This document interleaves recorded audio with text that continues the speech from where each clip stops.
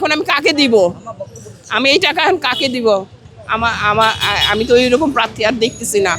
এমন একটা উজ্জ্বল জল জ্বালা একটা সূর্যের মতো এই প্রার্থী নাই আমার এলাকা। তো আমি আছে যারা আছে, আমি আর নাম বলবো না, এদের তো আমি ভোট দেওয়া উপযুক্ত মনে করি না। হাজি তো আমার এলাকা থেকে ভোটে দিয়েছে, ঢাকা 8 আসনের আমি ভোটার, আমার বাচ্চা সেই বাড়িটা।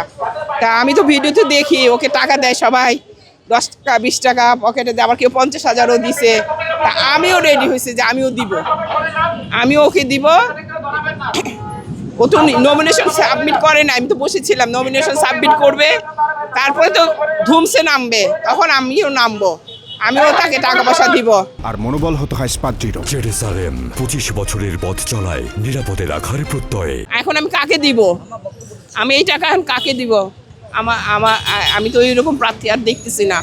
এমন একটা উজ্জ্বল জল জ্বালা একটা সূর্যের মতো এই প্রার্থী নাই আমার এলাকা। তো আমি আছে যারা আছে, আমি আর নাম বলবো না, এদের তো আমি ভোট দেওয়া উপযুক্ত মনে করি না।